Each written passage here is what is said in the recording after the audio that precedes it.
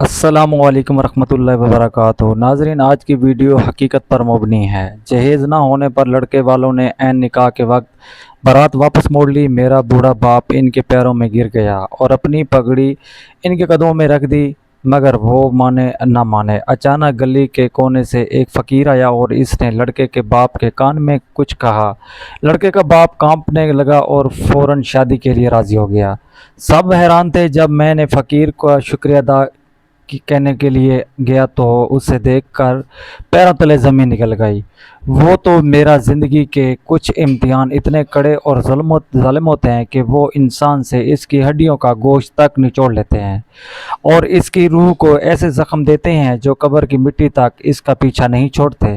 اور آج کی یہ شام میرے لیے، میرے بوڑھے اور نات اور باپ کے لیے ایک ایسی قیامت خیز شام بننے والی تھی جس کا سورج خوشیوں کی نوید لے کر طلوع ہوا تھا، مگر جس کا غروب ہماری عزت کے جنازے کے ساتھ ہونے والا تھا۔ ہمارے چھوٹے سے گھر میں آج جشن کا سما تھا۔ ہر طرف رنگ برنگی روشنیاں نمٹ رہی تھیں جو دیکھنے والوں کو تو بھلی لگ رہی تھیں، مگر کوئی نہیں جانتا تھا کہ ان روشنیوں کے پیٹ بھرنے کے لیے میرے باپ نے اپنی آنکھوں کی بینائی اور خون بیچا ہے۔ میری بڑی بہن زینب کی شادی تھی، وہ زینب جو ہم سب بہن بھائیوں میں سے سب سے بڑی تھی اور جس نے ماں کے بعد گھر کو سنبھالا تھا۔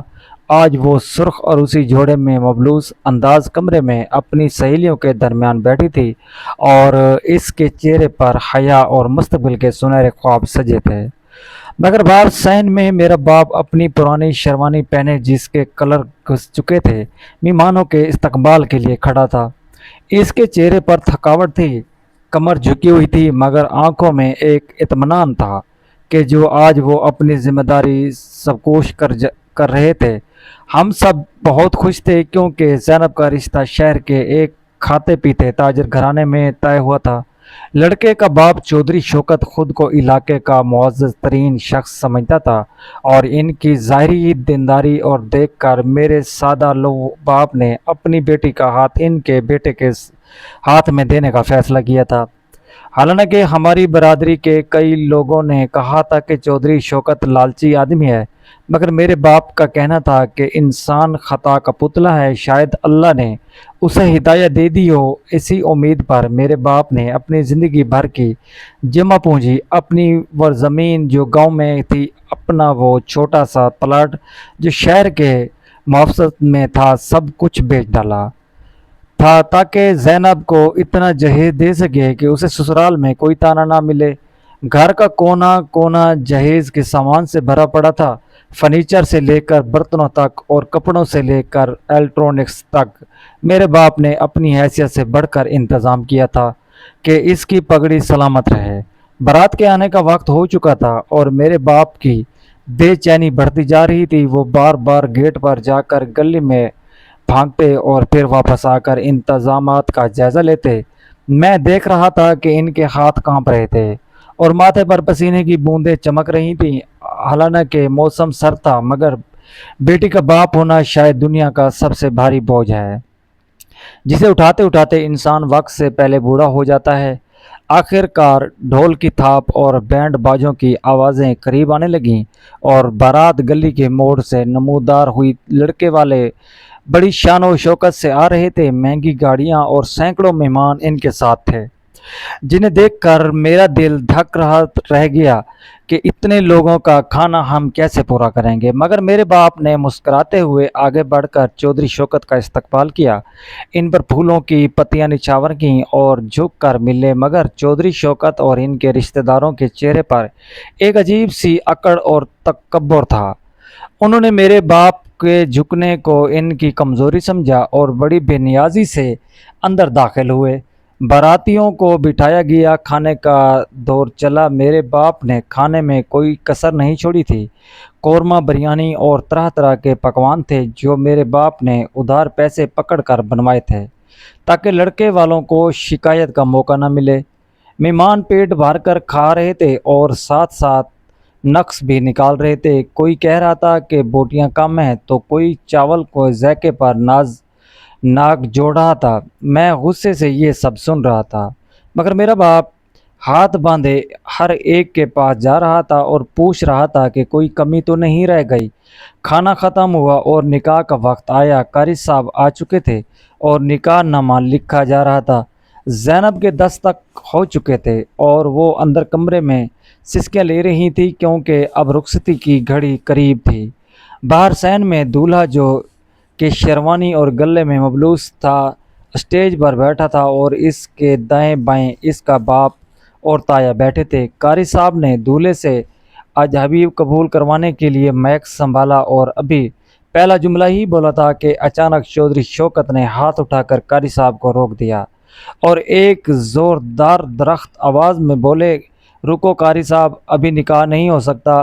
پورے پنڈال میں سناٹا چھا گیا۔ مہمان جو چھوہارے کھانے کے لیے تیار بیٹھے تھے حیرت سے ایک دوسرے کا منہ دیکھنے کے لگے۔ میرے باپ کے چہرے کا رنگ فک ہو گیا۔ وہ لڑکھڑاتے ہوئے آگے بڑھے اور ہاتھ جوڑ کر بولے، چودھری صاحب کیا ہوا؟ خیریت تو ہے؟ کوئی غلطی ہو گئی کیا؟ ہم سے نکاح کیوں روک دیا؟ چودھری شوکت نے بڑی حقارت سے میرے باپ کی طرف دیکھا اور اپنی مونچھوں کو تاؤ دیتے ہوئے بولا، مرزا صاحب غلطی نہیں، بہت بڑی کوتاہی ہو گئی ہے۔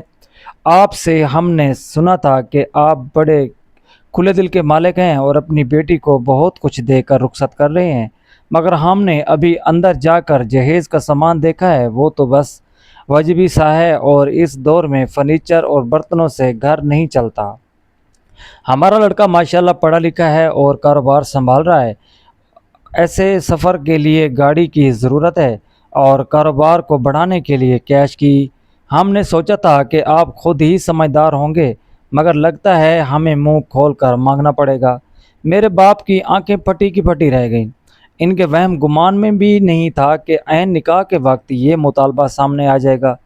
انہوں نے کانپتی آواز میں کہا، چودھری صاحب، میں نے تو اپنی بس سے بڑھ کر دیا ہے، میں نے تو اپنا سب کچھ بیچ کر یہ سامان جوڑا ہے، اب میرے پاس گاڑی دینے کے لیے تو کیا سائیکل دینے کی بھی گنجائش نہیں ہے۔ آپ اللہ کے لیے ایسا نہ کریں، میری عزت کا سوال ہے، مہمان کیا کہیں گے؟ چودھری شوکت نے ایک کہکا لگایا اور اپنے بھائیوں کی طرف دیکھ کر بولا، عزت کا سوال ہے تو عزت بچانی بھی تو پڑتی ہے۔ مرزا صاحب دیکھو، صاف بات ہے، ہمارے خاندان کی ناک بہت اونچی ہے، ہم ایک بہو کو پیدل 4 رکشوں میں نہیں گھما سکتے ابھی، اور اسی وقت نکاح سے پہلے ایک نئی کرولا گاڑی اور 20 لاکھ روپے نقد چاہیے۔ اگر یہ شرط منظور ہے تو نکاح ہوگا، ورنہ ہم اپنی بارات واپس لے جا رہے ہیں۔ یہ سنتے ہی میرے باپ پر جیسے بجلی گر گئی ہو۔ ان کے گھٹنوں میں جان نہیں رہی اور وہ وہیں زمین پر بیٹھ کے میری آنکھوں میں خون اتر آیا اور میں آگے بڑھا اور چیخ کر بولا، یہ کیا تماشا ہے؟ آپ لوگ سودا کرنے آئے ہیں یا رشتہ کرنے؟ ہم نے آپ کو اپنی بیٹی دی ہے جو لاکھوں میں ایک ہے اور آپ گاڑی اور پیسوں کے لیے اسے ذلیل کر رہے ہیں۔ میرے باپ نے مجھے ڈانٹ کر چپ کروایا اور خود گھستے ہوئے چودھری شوکت کے قدموں میں پہنچ گیا۔ وہ باپ جو ساری زندگی کسی کے آگے نہیں جھکا تھا، آج اپنی بیٹی کی محبت میں ایک لالچی بھیڑیے کے قدموں میں بیٹھا تھا۔ انہوں نے روتے ہوئے چودھری شوکت کے گھٹنے پکڑ لیے اور گڑ گڑا کر بولے، چودھری صاحب خدا کا خوف کریں، اس وقت میں کہاں سے لاؤں گا 20 لاکھ روپے اور گاڑی؟ میں تو کنگال ہو چکا ہوں، میرے پاس تو اب اس تقریب کے پیسے بھی ادھار کے ہیں۔ میری بیٹی کی زندگی خراب نہ کریں، وہ اندر دلہن بنی بیٹھی ہے، اگر آپ بارات واپس چلی گئی تو وہ جیتے جی مر جائے گی۔ میں آپ کے ہاتھ جوڑتا ہوں، میں آپ کے پاؤں پڑتا ہوں، مجھے مت آزمائیں، میں وعدہ کرتا ہوں کہ میں محنت کروں گا، مزدوری کروں گا اور آہستہ آہستہ آپ کا مطالبہ پورا کرنے کی کوشش کروں گا، مگر آج میری لاج رکھ لیں۔ چودھری شوکت نے بے رحمی سے اپنا پاؤں چھڑوایا اور جس سے میرا بوڑھا باپ پیچھے کی طرف گر گیا۔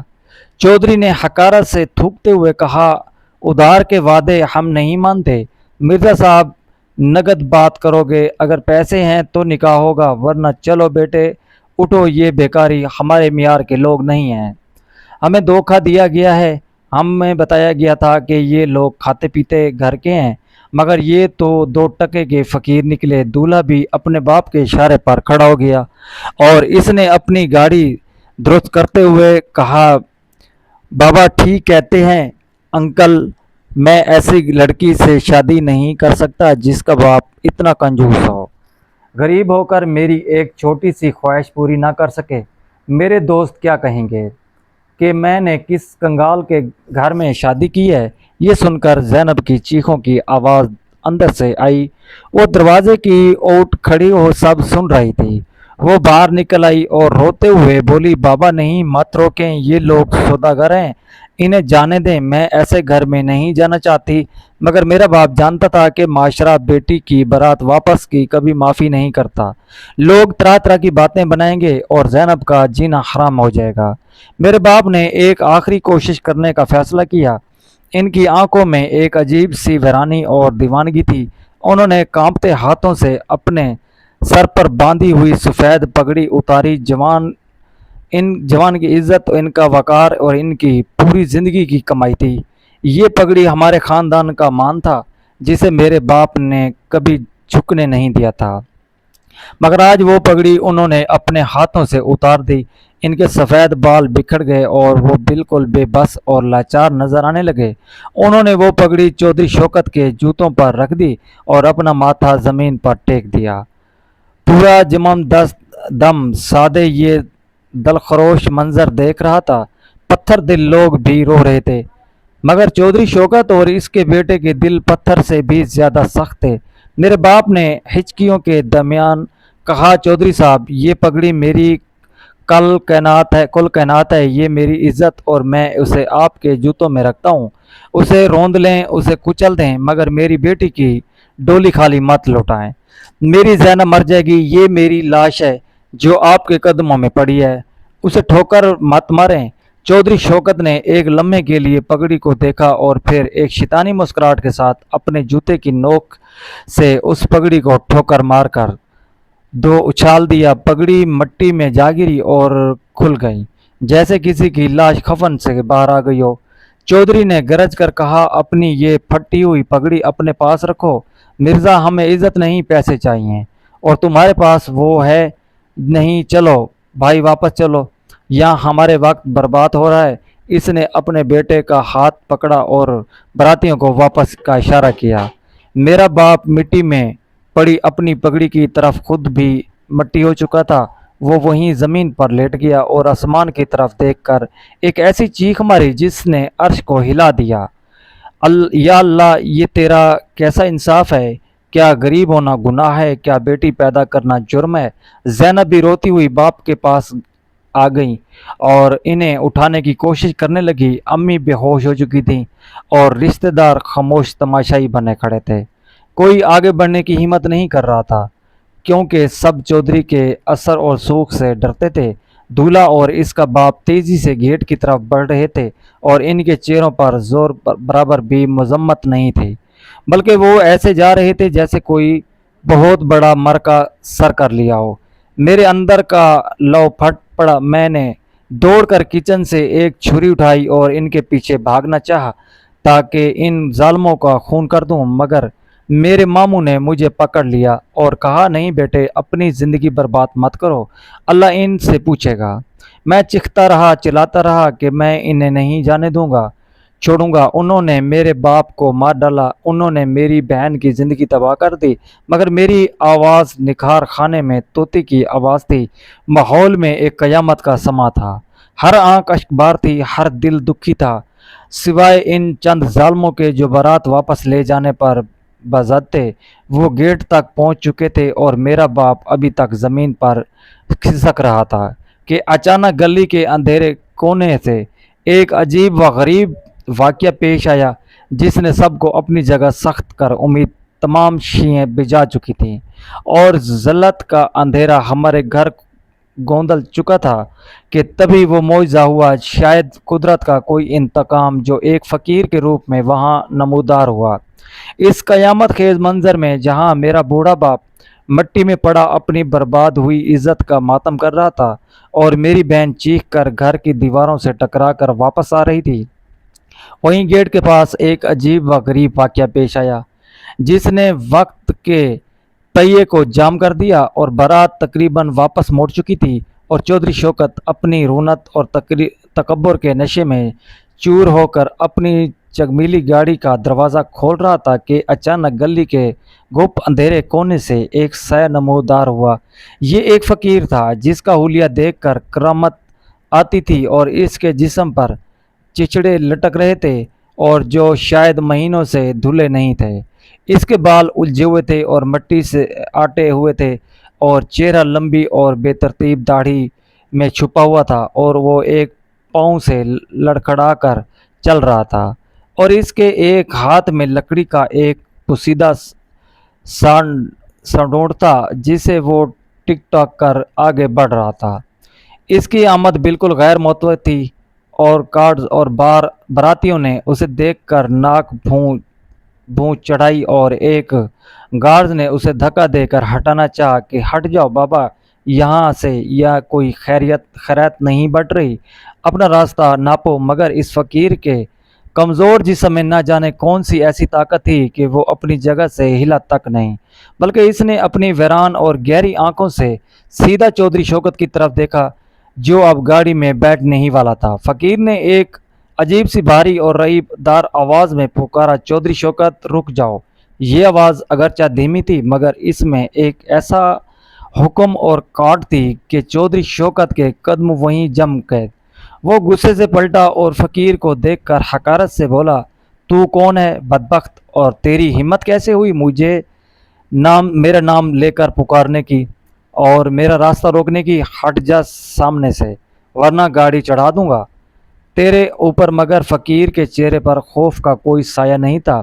वो लड़खड़ाता हुआ चौधरी के बिल्कुल करीब पहुंच गया और इससे पहले कि कोई उसे रोकता इसने अपना मेला कचैला मुंह चौधरी शौकत के कान के करीब किया और सरगोशी के अंदाज में सिर्फ चंद अल्फाज किए। वो क्या अल्फाज थे और इसने क्या राज खोल दिया, वहाँ मौजूद सैकड़ों लोगों में से किसी को सुनाई नहीं दिया, मगर अल्फाज का असर किसी एटमी धमाके से कम नहीं था। जैसे ही फकीर ने मुंह पीछे हटाया चौधरी शौकत का चेहरा गुस्से से तमताई हुआ था। अचानक सफ़ेद पड़ गया जैसे इसके जिस्म से सारा खून निचोड़ लिया गया हो। इसकी आंखों में जो तकब्बुर और फिरौनियत थी वो पल भर में ख़त्म हो गई। इसकी जगह एक ऐसे खौफ ने ले ली जैसे इसने अपनी मौत को सामने खड़ा देख लिया हो। इसका पूरा जिस्म कांपने लगा और माथे पर पसीने के कतरे बारिश की तरह टपकने लगे। इसके होंठ लर्ज़ाते थे और मगर हलक से आवाज़ नहीं निकल रही थी। इसने खौफ ज़्यादा नज़रों से उस फकीर को देखा जो अब खामोशी से उसे घूर रहा था।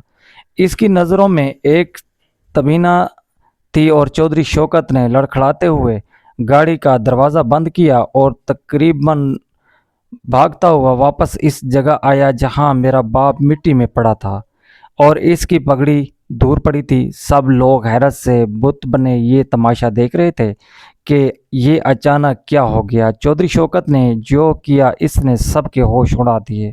वो मगरूर शख्स जो कुछ देर पहले खुदा बना बैठा था, इसने झुककर कांपते हुए हाथों से मेरे बाप की वो पगड़ी उठाई जिसे इसने खुद ठोकर मारी थी। इसने पगड़ी को झाड़ा, उसे अपनी आंखों से लगाया और फिर मेरे बाप के कदमों में बैठ गया और रोते हुए बोला, मिर्ज़ा साहब मुझे माफ़ कर दें, मुझसे बहुत बड़ी गलती हो गई है, मुझे शैतान ने बहका दिया था, मैं कोताहियों में कमीना हूँ, मैं आपकी जूतियों के बराबर भी नहीं हूँ, खुदा के लिए मुझे माफ़ कर दें और अपनी बेटी को मेरे साथ भेज दें। मेरा कोई जहेज़ नहीं, मैं कोई जहेज़ नहीं चाहता, मैं कोई गाड़ी नहीं चाहता, मैं तो सिर्फ आपकी बेटी की जूतियों की खाक चाहता हूँ। मेरे बाप जो सदमे में से नीम बेहोश थे, इन्हें समझ नहीं आ रही थी कि ये मुआवजा कैसे हो गया। उन्होंने हैरत से चौधरी को देखा और बोले, चौधरी साहब ये आप क्या कह रहे हैं, आप तो अभी बारात वापस ले जा रहे थे। चौधरी ने मेरे बाप के हाथ पकड़ लिए और गड़गड़ा कर बोला, नहीं नहीं मिर्ज़ा साहब, वो मेरी जहालत थी, मैं तौबा करता हूँ, मैं अल्लाह से भी तौबा करता हूँ और आपसे भी। उठें, अल्लाह के वास्ते उठें और निकाह पढ़वाएं। देर हो रही है। मेहमान भी हैरान थे, दूल्हा भी हैरान था। दूल्हा आगे बढ़ा और बोला, पापा ये आप क्या कह रहे हैं? इस फकीर की बात सुनकर आप इस कंगाल के पैरों में गिर गए हैं। हमें गाड़ी नहीं मिलेगी तो मेरी क्या इज्जत रहेगी? मगर इस बार चौधरी शौकत ने पलटकर अपने बेटे के मुंह पर एक जोरदार थप्पड़ रसीद किया, जिसकी गूंज पूरे पंडाल में सुनाई दे रही थी। धाड़ कर बोला, खबरदार जो एक लफ्ज़ भी मजीद बका, अगर तुमने अभी और इसी वक्त निकाह न किया तो मैं तुम्हें अपनी जायदाद से आग कर दूंगा। चुपचाप बैठो और निकाह करो। मेरे बेटे की शादी इसी लड़की से होगी और अभी होगी। दूल्हा थप्पड़ खाकर सुन्न हो गया था और खामोशी से सर झुकाकर बैठ गया। चौधरी शौकत ने खुद मेरे बाप को सहारा देकर उठाया और वो पगड़ी बड़े एहतराम से मेरे बाप के सर पर रखी और हाथ जोड़कर खड़ा हो गया। माहौल यकसर बदल चुका था। घर कुछ देर पहले मातम गंदा बना हुआ था, वहाँ दोबारा शहनाइयाँ गूंजने लगीं। कारी साहब ने दोबारा मैक संभाला और निकाह शुरू हुआ। मैं एक कोने में खड़ा ये सब देख रहा था, मगर मेरी नज़रें बार बार उस फकीर को ढूंढ रही थीं जिसने एक लम्हे में मेरी हमारी डूबती हुई कश्ती को किनारे लगा दिया था। वो फकीर अब वहीं नहीं था। वो हजूम से दूर एक अंधेरे कोने में दीवार के साथ टेक लगाए खड़ा था और इसकी नज़रें सीधी ज़ैनब के कमरे की तरफ खिड़की पर जमी हुई थीं, जहाँ से अब सिसकियों की नहीं बल्कि मुबारकबाद की आवाज़ें आ रही थीं। निकाह हो गया और छुहारे लटाए हर तरफ मुबारकबाद होगी सदाएं थीं। मेरा बाप खुशी से रो रहा था और बार बार अल्लाह का शुक्र अदा कर रहा था, मगर चौधरी शौकत का हाल अजीब था। वो निकाह के बाद भी मुसलसल कांप रहा था और इसकी नज़रें बार बार इस कोने की तरफ उठती जहां वो फकीर खड़ा था। चौधरी की आंखों में ऐसा खौफ था जैसे कोई फांसी का कैदी जलाद को देखता है। उसे लग रहा था कि अगर इसने ज़रा सी भी होशियारी दिखाई तो वो फकीर इसकी दुनिया तबाह कर देगा। रुखसती का वक्त आया तो ज़ैनब को कुरान के साय में बाहर लाया गया। वो अपने बाप के गले लग कर रोई, मेरे गले लग कर। माहौल बहुत जज्बाती था, मगर इस जज्बाती माहौल में भी फकीर अपनी जगह से नहीं हिला। बस दूर खड़ा अपनी मैली आस्तीन से अपनी आंखें साफ करता जा रहा था। ज़ैनब गाड़ी में बैठ गई और दूल्हा भी बैठ गया तो चौधरी शौकत ने जल्दी मचाई कि जल्दी चलो, और एक पल भी मजीद वहाँ रुकना नहीं चाहता था। बारात रवाना हो गई और गाड़ियों का काफिला धूल उड़ाता हुआ अगली गली से निकल गया। मेहमान भी खाना खाकर जा चुके थे और घर में अब सिर्फ करीबी रिश्तेदार और हम घर वाले बचे थे। मेरे बाप ने सुकून का सांस लिया और सहन में बची चारपाई पर ढेर जैसे बरसों की थकन अब उतरी हो। मगर मुझे चैन नहीं था। मेरे दिमाग में बस वही फकीर घूम रहा था कि आखिर वो कौन था और इसने ऐसा क्या कह दिया था कि चौधरी जैसा फिरौन इंसान भी पिघली बिल्ली बन गया। मैंने इधर उधर देखा, वो फकीर वहाँ नहीं था, वो जा चुका था। मेरा दिल ज़ोर से धड़का। मुझे लगा कि मैंने किसी मौसम का शुक्रिया अदा नहीं किया था जिसने हमारी इज्जत बचाई है। मैंने किचन से जल्दी में एक शॉपर में कुछ खाना डाला और कुछ पैसे जेब में रखे और नंगे पाँव मैं गली की तरफ भागा। गली में सन्नाटा था और स्ट्रीट लाइट्स भी खराब थी। दूर, बहुत दूर गली के दूसरे सिरे पर मुझे एक लड़खड़ाता हुआ ये साया नज़र आया जो आहिस्ता आहिस्ता अंधेरे में गुम हो रहा था। मैंने अपनी रफ्तार बढ़ा दी और इसके पीछे भागा। वो काफ़ी आगे निकल चुका था। मैं हाँप रहा था मगर रुक कर नहीं रहा था। मेरे दिल में एक अजीब सी कशिश थी जो मुझे इस तरफ खींच रही थी जिसे कोई खून का रिश्ता पुकार रहा हो। हालांकि वो एक फ़कीर था और मैं एक बूढ़ा पढ़ा लिखा नौजवान, मगर आज वो मुझे अपने बाप से भी ज़्यादा अजीम लग रहा था। आखिरकार मैं इसके करीब पहुंच गया। वो शायद अपनी टांगों की तकलीफ़ की वजह से रुक कर दम ले रहा था और खांस रहा था। इसकी खांसी में भी एक दर्द था। मैंने करीब जाकर हाँफते हुए पुकारा, बाबा जी रुकें। वो साया लज्जात और इसने मुड़ने की बजाय अपनी रफ्तार तेज़ करने की कोशिश की जैसे वो मुझसे छुपना चाहता हो, मगर इसकी टांग साथ नहीं दे रही थी और वो लड़खड़ा गिरने ही वाला था कि मैंने आगे बढ़कर उसे थाम लिया। इसका जिस्म बहुत कमज़ोर हड्डियों का ढांचा था और इसके कपड़ों से एक अजीब सी बू आ रही थी, मगर मुझे इससे करियत नहीं आई। میں نے اسے سہارا دے کر سیدھا کیا اور جذباتی لہجے میں کہا، بابا جی آپ کہاں جا رہے ہیں؟ میں آپ نے آج ہماری بہت بڑا احسان کیا ہے۔ آپ فرشتہ بن کر آئے ہیں اور ہماری عزت بچا لی۔ میں آپ کا شکریہ ادا کرنے آیا ہوں۔ یہ کھانا اور کچھ پیسے رکھ لیں، یہ بہت کم ہے، مگر ہماری یہی حیثیت ہے۔ فقیر نے اپنا چہرہ دوسری طرف موڑ لیا اور اپنے میلے کچیلے ہاتھوں سے اپنا منہ چھپانے کی کوشش کی۔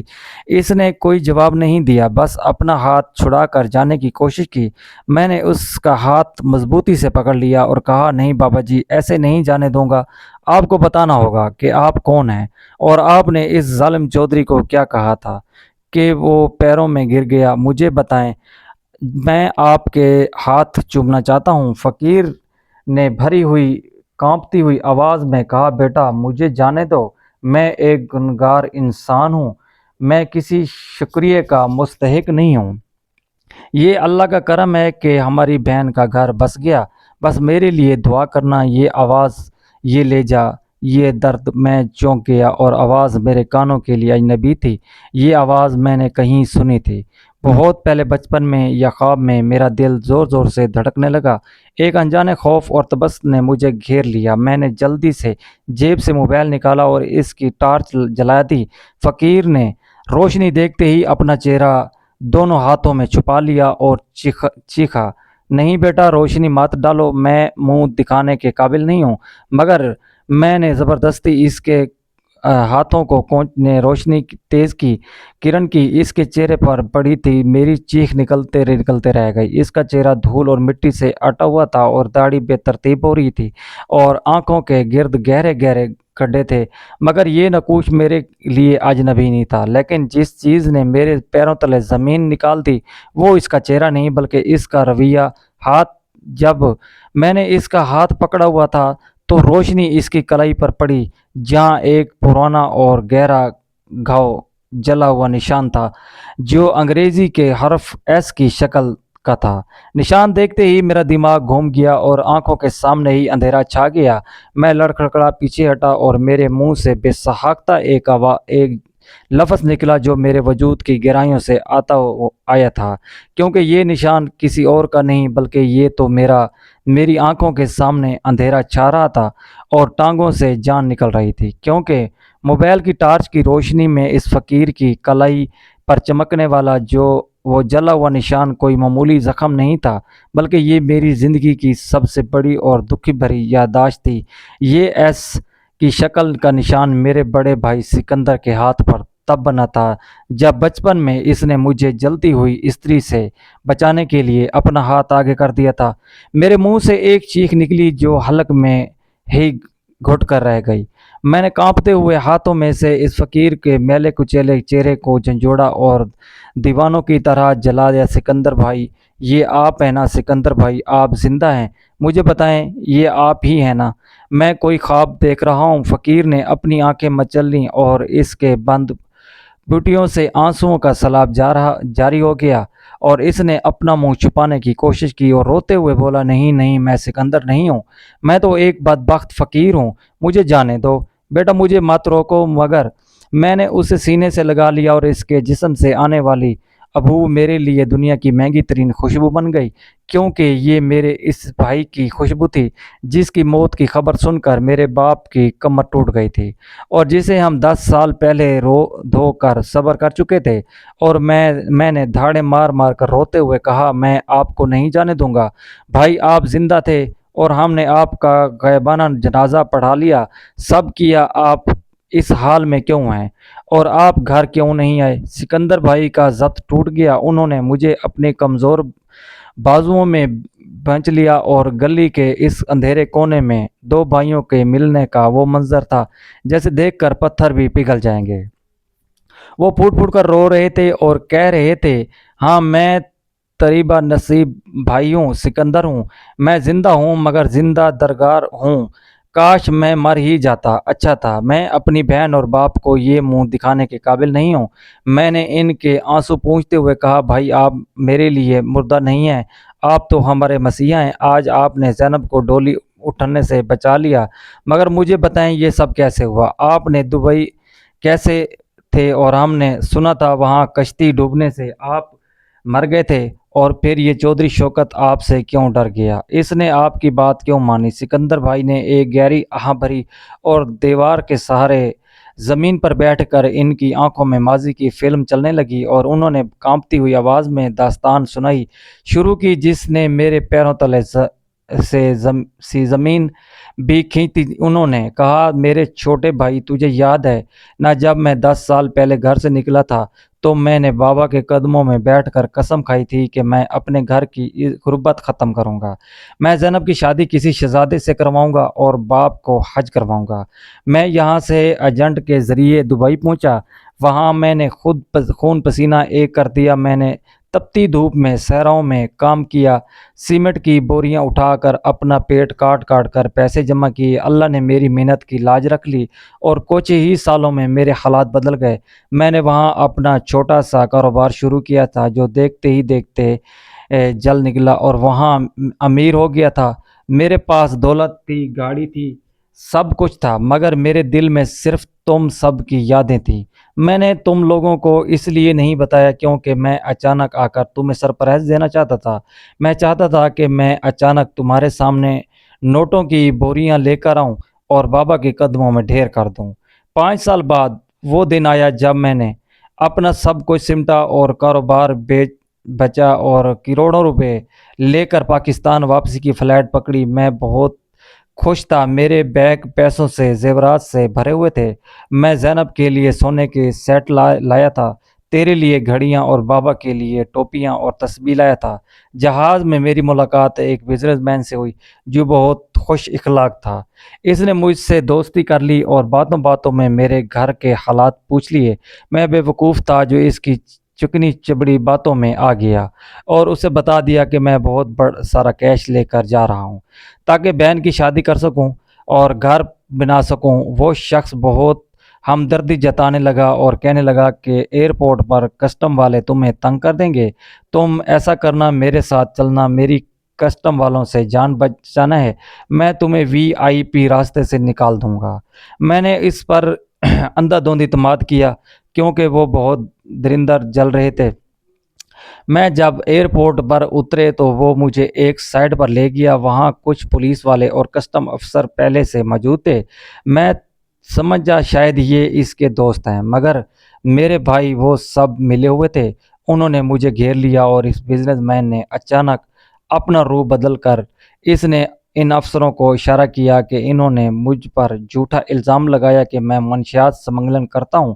میں چیختا رہا، چلاتا رہا کہ میں شریف آدمی ہوں، یہ میری محنت کی کمائی ہے، مگر انہوں نے میری ایک نہ سنی۔ انہوں نے میرے سارے بیگ اور کروڑوں روپے زیورات سب کو چھین لیا اور مجھے ایئرپورٹ کے ایک خفیہ کمرے میں بند کر دیا۔ بزنس مین نے میرے سامنے کھڑا ہنس رہا تھا اور میں اس کے پیروں میں گر گرا کر بھیک مانگتا رہا۔ میرے پیسے لے کر وہ، مگر مجھے جانے دو، میری بہن کی شادی ہے۔ مگر اس ظالم نے میرے پیٹ میں لات ماری اور کہا کہ آج کے بعد اگر تم نے کسی کو بتایا تو میں تمہارے گھر والوں کو مروا دوں گا۔ انہوں نے مجھ پر اتنا تشدد کیا کہ میں آدھا موا ہو گیا اور پھر مجھے ایک چھوٹے کیس میں جیل بھجوا دیا اور میرے گھر والوں تک خبر پہنچوا دی کہ سکندر دبئی میں ایک کشتی میں مارا گیا ہے تاکہ کوئی میری تلاش نہ کرے۔ میں 5 سال جیل میں سڑتا رہا، وہاں کی مار پیٹ نے مجھے لڑکھڑ بنا دیا، میری یادداشت بھی دھندل گئی تھی، اور جب میں وہاں سے رہا ہو کر باہر نکلا تو میں کنگال تھا، میرے پاس تن کے کپڑوں کے سوا کچھ نہیں تھا۔ میں پاگلوں کی طرح سڑکوں پر گھومتا رہا، گھر آنا چاہتا تھا مگر کس منہ سے آتا؟ میں نے وعدہ کیا تھا کہ میں شہزادہ بن کر آؤں گا، مگر میں تو فقیر بن چکا تھا۔ میں شرمندگی کے مارے گھر نہیں آیا اور یہی شہر کی گلیوں میں بھیک مانگنے لگا۔ میں اکثر چھپ کر لوگوں کو دیکھتا رہتا، بابا کو دیکھتا رہتا تھا، زینب کو دیکھتا رہتا تھا، اور جب روتا تھا کہ میری وجہ سے تم لوگ کتنی تکلیف میں ہو۔ سکندر بھائی کی آواز ہچکیوں میں دب گئی، میں بھی ان کے ساتھ رو رہا تھا۔ میں نے پوچھا، بھائی وہ ظالم بزنس مین کون تھا جس نے آپ کو لوٹا اور برباد کیا؟ سکندر نے سر اٹھایا اور ان کی آنکھوں میں انگارے دھکنے لگے۔ انہوں نے دانت میں پیس کر کہا، کوئی اور نہیں بلکہ وہی یہی سانپ تھا جو آج ہمارے گھر بارات لے کر آیا تھا۔ یہ چودھری شوکت وہی آدمی ہے جو مجھے جہاز میں ملا تھا۔ یہ وہی ڈاکو ہے جس نے میری دولت سے یہ ساری جائیداد بنائی ہے۔ آج جب میں نے اسے دولہے کے ساتھ دیکھا تو میں پہچان گیا، یہ وہی چہرہ تھا جو میرے خوابوں میں آ کر مجھے ڈراتا تھا۔ یہ وہی فرعون تھا جس نے میری ساری زندگی تباہ کی۔ پہلے میں ڈر گیا کہ میں کیا کروں، مگر جب میں نے دیکھا کہ یہ میری بہن کی زندگی برباد کرنے جا رہا ہے تو بابا کی پگڑی کو ٹھوکر مار رہا ہے، تو میرا خوف ختم ہو گیا۔ میں سمجھ گیا کہ اللہ نے مجھے آج کے دن کے لیے زندہ رکھا تھا۔ میں نے ہمت کی اور اس کے پاس گیا اور اس کے کان میں صرف اتنا کہا کہ شوکت سیٹھ، مجھے پہچانا، میں سکندر ہوں، دبئی والا جس کا مال لوٹ کر تم نے یہ محل بنایا ہے۔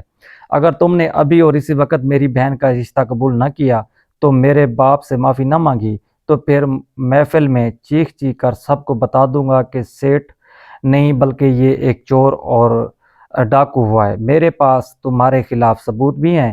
یہ سنتے ہی اس کی جان نکل گئی، کیونکہ وہ جانتا تھا کہ اگر یہ راز کھل گیا تو وہ جیل جائے گا اور اس کی ساری عزت خاک میں مل جائے گی۔ اس لیے وہ بابا کے قدموں میں گر گیا۔ اس کی شرافت نہیں تھی میرے بھائی، یہ اس کا ڈر تھا، اس کے گناہوں کا بوجھ تھا جس نے اسے جھکنے پر مجبور کر دیا۔ میں حیرت اور صدمے سے بت بنا یہ سب سن رہا تھا۔ میرے رونگٹے کھڑے ہو گئے تھے کہ ہمارے ساتھ اتنا بڑا ظلم ہوا اور ہمیں خبر تک نہ ہوئی۔ میرا بھائی جس کی لاش کا ہم نے انتظار کیا وہ زندہ تھا۔ ہمارا مجرم ہمارے گھر میں دولہا بنا بیٹھا تھا۔ میرے اندر کا انتقام آگ بھڑکی اٹھی۔ میں نے سکندر بھائی کا ہاتھ پکڑا اور کہا، بھائی چلیں میرے ساتھ، ابھی گھر پہلے چلیں اور سب کو بتائیں کہ یہ چودھری کتنا بڑا شیطان ہے۔ ہم اسے نہیں چھوڑیں گے، پولیس کے پاس لے جائیں گے، اس نے ہمارے سب کچھ لوٹا ہے۔ سکندر بھائی نے میرا ہاتھ چٹک دیا اور تلخ لہجے میں بولے، نہیں نہیں، ہم ایسا کچھ نہیں کریں گے، میں گھر نہیں جاؤں گا۔ میں نے پوچھا، کیوں بھائی؟ آپ زینب کی شادی ہو گئی ہے، اب تو ہمیں ڈرنے کی ضرورت نہیں ہے۔ سکندر بھائی نے ایک ایسی بات کہی جس نے مجھے لاجواب کر دیا۔ وہ بولے، پگلے، اگر میں اب گھر گیا اور یہ راز کھلا تو زینب کا گھر اجڑ جائے گا۔ اس کا شوہر اسی چودھری کا بیٹا ہے۔ اگر باپ جیل گیا تو بیٹا زینب کو طلاق دے دے گا اور ہماری بہن کی زندگی برباد ہو جائے گی، میری قربانی رہ گا چلی جائے گی۔ میں اپنی دولت کھوئی ہوئی، اپنی جوانی کھوئی ہوئی، اور اب میں اپنی بہن کا سہاگ نہیں کھو سکتا۔ یہ راز اب راز ہی رہے گا۔ میں زینب کی خوشی کے لیے اس چودھری کو برداشت کر لوں گا، بس تم کسی کو مت بتانا کہ میں زندہ ہوں۔ میں نے کہا، مگر بھائی آپ کہاں جائیں گے؟ ہم آپ کو اس حال میں نہیں دیکھ سکتے، بابا خوشی سے مر جائیں گے اگر نہیں پتہ چلا کہ آپ زندہ ہیں۔ تو سکندر بھائی نے آسمان کی طرف دیکھ کر اور مسکرائے ایک ٹوٹی ہوئی مسکراہٹ اور بولے، میرا اللہ میرے ساتھ ہے، میں یہ شہر چھوڑ کر جا رہا ہوں بہت دور، تاکہ میری منحوسیت تمہارے گھر پر نہ پڑے۔ بس بابا کا خیال رکھنا اور زینب کو کبھی مت بتانا کہ اس کی ڈولی اٹھنے کے لیے اس کے بھائی نے اپنی زندگی کی آخری سانس بھی بیچ دی۔ میں جا رہا ہوں، مگر وعدہ کرتا ہوں کہ ایک دن واپس لوٹوں گا، تب تک ابا کو مت بتانا ورنہ انہیں دکھ ہوگا۔ میں واپس ضرور آؤں گا۔ یہ کہہ کر وہ لڑکھڑاتے ہوئے کھڑے ہو گئے اور میں ان کا دامن پکڑ لیا۔ میں چیختا رہا، چلاتا رہا، مگر وہ نہ رکے۔ وہ اندھیرے میں لڑکھڑاتے ہوئے چلے گئے اور جاتے جاتے مڑ کر کہا، میری فلک مت کرنا اور انتظار کرنا، میں پھر آؤں گا۔ رات کی سیاہی میں گم ہو گئے۔ میں وہیں گلی کے بچوں بیچ کھڑا رہ گیا، ہاتھ میں ڈنڈا کھانا اور مٹی میں کچھ نوٹ جو لیے بھائی کی قربانی کے سامنے مٹی کے زیورات بھی کم تھے۔ مجھے سمجھ نہیں آ رہا تھا کہ میں خوش ہوں یا غمگین ہوں۔ میں نے اپنے بھائی پا کر بھی کھو دیا تھا۔ وقت کے پہیے نے اپنی رفتار سے چلتے چلتے ہوئے 3 سال کا طویل عرصہ گزر دیا، اور ان 3 سالوں میں ہمارے گھر کی دیواروں نے بہت سے موسم بدلتے دیکھے تھے۔ زینب اپنے گھر میں خوش تھی اور اس کا ایک بیٹا بھی ہو گیا تھا، مگر ہمارے گھر کا آنگن اب بھی اداس تھا، کیونکہ میرے بوڑھے باپ کی آنکھیں گیٹ پر جمی رہتی تھیں۔ وہ اب 4 پائی سے کم ہی اٹھتے تھے اور ان کی زبان پر ہر وقت بس سکندر کا نام رہتا تھا۔ میں جانتا تھا کہ سکندر بھائی زندہ ہیں اور اسی شہر میں کہیں جدوجہد کر رہے تھے، مگر وعدے کے مطابق میں نے بابا کو کچھ نہیں بتایا تھا اور خود بھی بھائی کی تلاش نہیں کی تاکہ ان کی محنت رنگ لا سکے۔ وہ شام بھی بہت اداس تھی جب بابا صحن میں بیٹھے اپنی پرانی تسبیح کما رہے تھے اور میں ان کے لیے دوا بنا رہا تھا کہ اچانک ہماری گلی میں ایک بڑی سی چمچماتی ہوئی کالی گاڑی داخل ہوئی، جس کی ہیبت نے گلی کے بچوں کو سائڈ پر ہونے پر مجبور کر دیا۔ گاڑی سیدھی ہمارے گھر کے ٹوٹے ہوئے گیٹ کے سامنے آ کر رکی اور ہارن بجا۔ بابا چونک گئے اور اپنی دھندلی آنکھوں کے ملنے لگے۔ میں بھی حیرت سے باہر نکلا کہ ہمارے غریب خانے پر کون امیر آ گیا۔ ڈرائیور نے تیزی سے اتر کر پچھلا دروازہ کھولا اور پھر وہ شخص گاڑی سے باہر نکلا۔ اسے دیکھ کر میرے ہاتھوں سے دوا کا گلاس گر گیا۔ وہ شخص بہترین 3 پیس سوٹ میں اور ملبوس تھا اور اس کی کلائی پر مہنگی گھڑی اور آنکھوں پر کالا چشمہ تھا، مگر یہ قد کاٹ، یہ چال ڈھال اور یہ مسکراہٹ میرے لیے اجنبی تھی۔ یہ میرے سکندر بھائی تھے، مگر یہ فقیر سکندر نہیں تھے جو 3 سال پہلے لڑکھڑاتا ہوا اندھیرے میں غائب ہوا تھا، بلکہ یہ وہ سکندر تھا جو اپنا وعدہ پورا کر کے لوٹا تھا۔ وہ تیزی سے آگے بڑھے اور بابا کے گلے لگ گئے۔ بابا بھی ابھی تک حیرت کے سمندر میں تھے۔ انہیں یقین نہیں آ رہا تھا کہ انہوں نے کانپتے ہوئے ہاتھوں سے سکندر بھائی کا چہرہ چھو اور روتے ہوئے بولے، سکندر میرے لال، کیا یہ تم ہو یا میری آنکھوں کا دھوکہ ہے؟ سکندر بھائی نے بابا کے ہاتھوں کو چوما اور ان کے قدموں میں بیٹھ کر اور روتے ہوئے بولے، ہاں بابا، میں ہوں، آپ کا سکندر ہوں، زندہ ہوں اور واپس آ گیا ہوں۔ بابا نے انہیں سینے سے لگا لیا اور باپ بیٹے کی ہچکیاں فضا میں گونجنے لگیں۔ میں بھی دوڑ کر بھائی کے گلے لگ گیا۔ سکندر بھائی نے بابا کے آنسو پونچھتے ہوئے مسکراتے ہوئے بولے، بابا مجھے معاف کر دیں کہ میں 3 سال پہلے آپ سے نہیں مل سکا، اور اس رات جب زینب کی شادی تھی تو میں وہیں موجود تھا، مگر میں فقیروں کے حلیے میں تھا، میرے کپڑے میلے تھے اور میں نہیں چاہتا تھا کہ آپ کی پگڑی چھلنے والے لوگ آپ کے بیٹے کو بھکاری دیکھ کر آپ پر ہنسیں، اس لیے میں چپ چاپ چلا گیا تھا۔ میں نے قسم کھائی تھی کہ جب تک اپنا کھویا ہوا مقام واپس نہیں لے لیتا گھر نہیں آؤں گا۔ بابا، میں نے 3 سالوں میں دن رات ایک کر دیا۔ میرے پاس دبئی کا تجربہ تھا، میں نے اسی تجربے کو استعمال کیا اور یہاں پاکستان میں ایک چھوٹی سی فیکٹری سے کام شروع کیا۔ اللہ نے میری نیت دیکھ لی اور میرے کام میں برکت ڈال دی۔ آج اللہ کے کرم سے میرا کاروبار چل پڑا ہے اور میں نے وہ سب کچھ دوبارہ حاصل کر لیا ہے جو اس ظالم چودھری نے مجھ سے چھینا تھا، بلکہ اس سے کہیں زیادہ کما لیا۔ اب آپ کو یا چھوٹے کو کام کرنے کی ضرورت نہیں ہے، اب آپ صرف آرام کریں گے اور راج کریں گے۔